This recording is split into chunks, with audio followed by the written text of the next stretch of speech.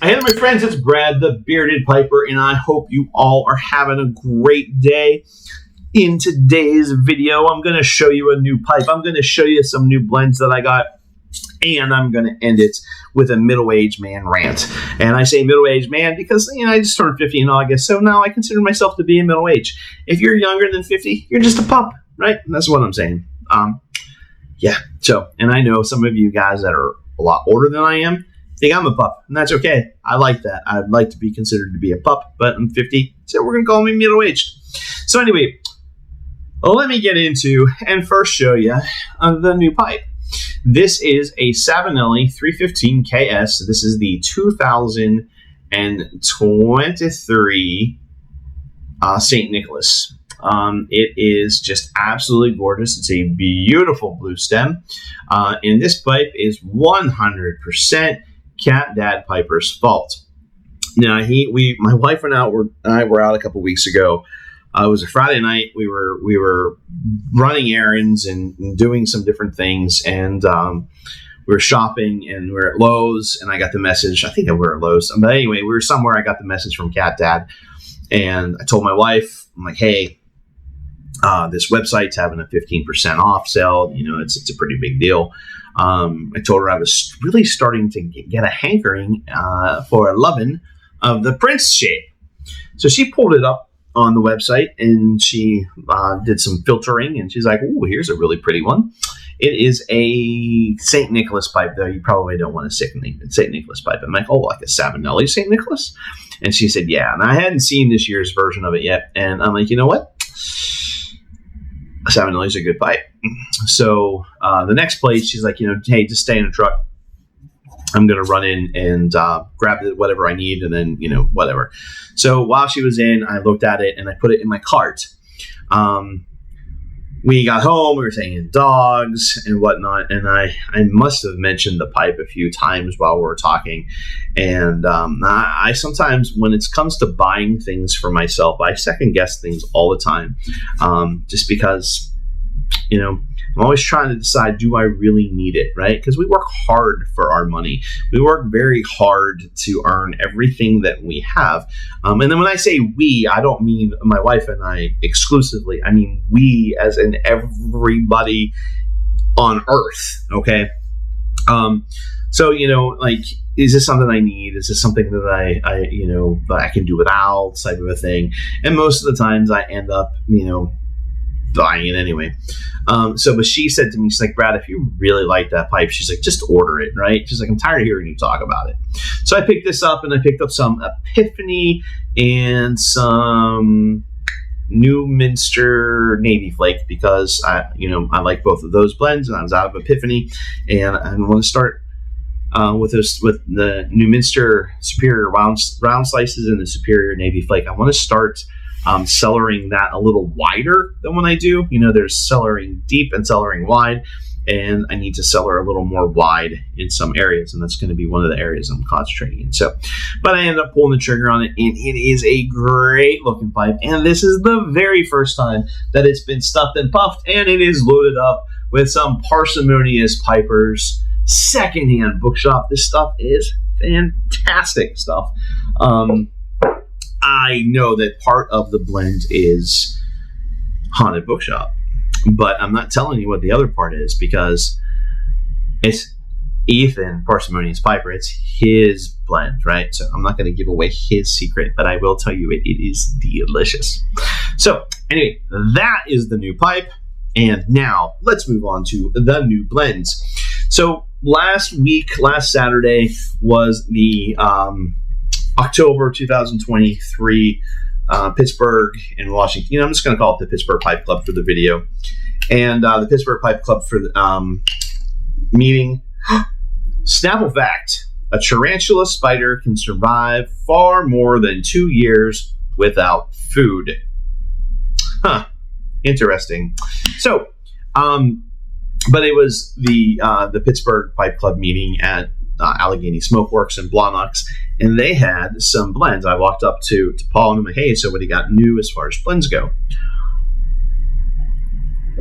Snapple. Delicious. And he said, well, we got some esoterica in, and we got some germains in. He's like, but we're limiting it to 110 per person. And I'm like, okay, not a problem. And it's definitely not a problem, especially since, I wish I could have bought more, but none of it was marked up beyond normal prices, right? So it wasn't like you're paying a bazillion dollars for a tin. Everything is marked the same price that they mark most of their blends. So in the esoterica, I picked up one of each of the three that they got. One is Tilbury, which is a broad cut extra mature Virginia. I picked up a tin of Dorchester, which is a rich, full, matured Virginia with a Louisiana Perique. So that's a vapor. And then I picked up this full English, which is Margates, right? Now, I wasn't aware of the fact that esoterica is made by Germains. How I didn't know that, I don't know. But I was not aware of that, and it says it's somewhere specific. Oh, right here. It says blended exclusively for Arango cigar by J.F. Germain and Son. So the other three are the Germains blends. This is a mixture of Latakia, Oriental, and Virginia tobacco, and it is King Charles, which I have never had. This is a Cavendish Virginia and air cured, blended with special black Cavendish, then flavored with wine and spices following our 80-year-old recipe. And that is their plum cake. And last but not least is a selection of Virginia tobaccos blended with black Cavendish, reputed to be a favorite of our founder. And that is Uncle Tom's. Okay, so it's Uncle Tom's Smoking Mixture. Sorry, not Uncle Tom's. Uncle Tom's Smoking Mixture. So I haven't had any of these, actually. I have a tin of Dorchester and a tin of Tilbury, and possibly a tin of Margate that are in my cellar that I picked up right whenever I picked the pipe back up in the fall of 2021. So those are aging. I need to write the dates on the bottom of these when I got it. So yeah, I'm really looking forward into to that. So now, here we are, 7 minutes in, and if you're still watching, thank you. Now, here is going to be my middle-aged man rant. So let me light this bad boy up.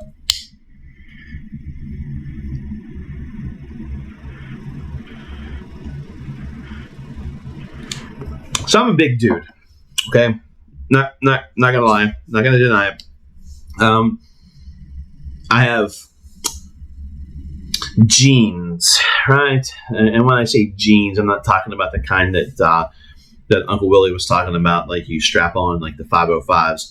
I'm talking about hereditary, right? So, I come from a long line of big people, and you know what I mean by big, fluffy. That's a good way of saying it. There's a comedian who talks about being fluffy. That's me. I'm a fluffy guy. So for the last 23 years, I have had a job where I wore blue jeans or Dockers to work, and a polo shirt, right? A golf shirt, a collar and 3 buttons, 4 buttons, whatever it is, and a pullover type of thing. And I wore that for years. And then in 2020, when COVID hit and I started my own business, I started wearing t-shirts and shorts, and cargo pants and tennis shoes and, white socks, like gym socks. And when it got cold out, I wore a sweatshirt or a Carhartt, right? I wore clothes.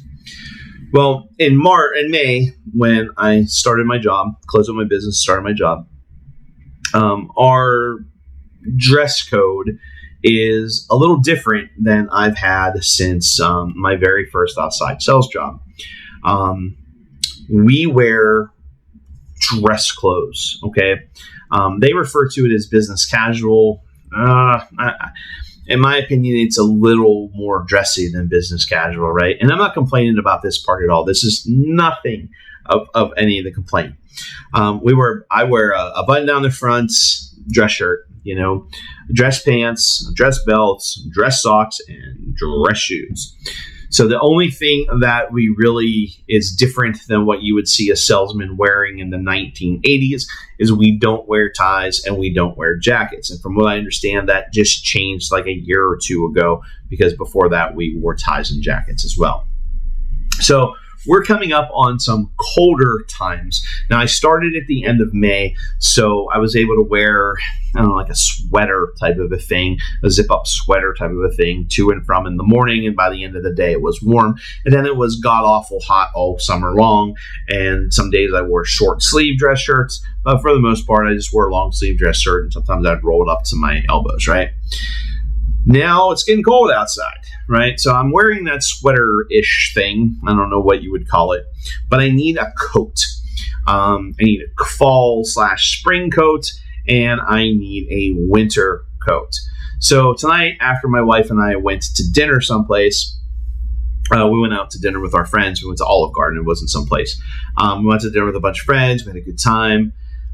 We stopped at a couple places to look for me a coat. Now, number one, in the United States, there's a lot more people that are extra large, 2X, 3X, 4X, than there probably ever have been in the history of society, right? Now, that's not saying that it's okay, that I should be smaller. I get that. I should watch what I eat. I understand all of that. But the fact of the matter is that doesn't mean that I don't need a coat now, right? I don't need a coat at this size. So most stores don't sell them, right? They go up to like a 2X and that's it. They're done. And then the stores that do sell them, everything's casual, like nothing's dress. So we went to a couple different stores. One is a big and tall guy's store, and they either had like a sports coat or something that you would wear with jeans. Okay.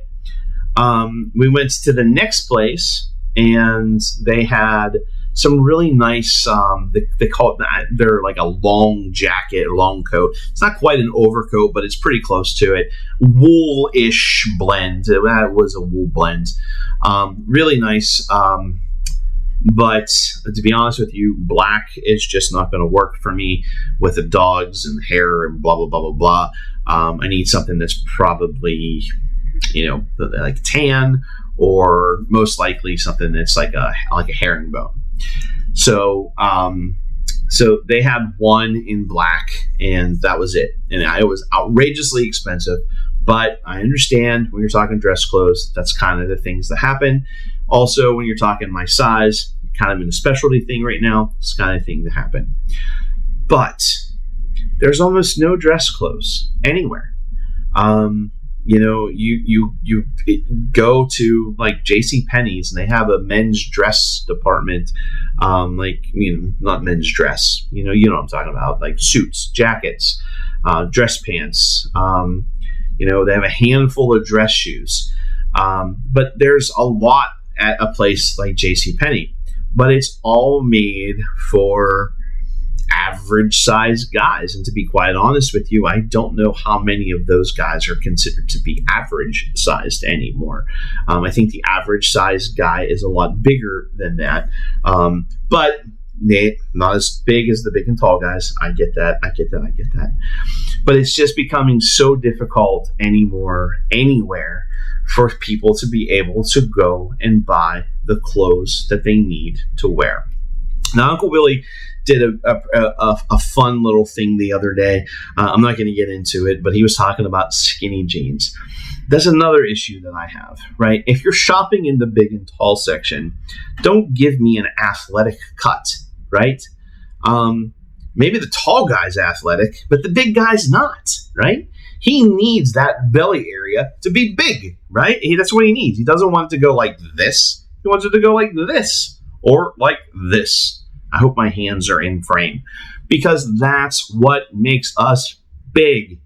So there's a number of jackets that I tried on at another store, and they're not made that way. The waist is smaller than the chest. And that's great if you're Arnold Schwarzenegger or Sylvester Stallone or Mr. T, but that's not okay if you're me, right? Because I don't have that shape. I'm shaped more like a weeble than a weeble wobble than I am shaped like a brick crap house. You understand what I'm saying? So that's my rant, folks. I'm going to have to order something online, which, I mean, that's just 2023. I miss the days of going to the store, getting what you need, and going home. Okay. Now, I understand a lot of people think that way. A lot of people miss those days. There's a lot of jobs that were lost because of retail. But at the same time, retail kind of did that to themselves. Yes, they had higher overhead because they had more locations. Yes, they had higher overhead because they had more employees. But one of the things they also had were much higher markups. So whenever you are in any middle-class American home and you need to buy something that like this, and you could run down to the local store or to the mall or someplace like that, and this is going to cost you $60. Or you can get on Amazon and you can pick it up for $19.99, right? With free shipping.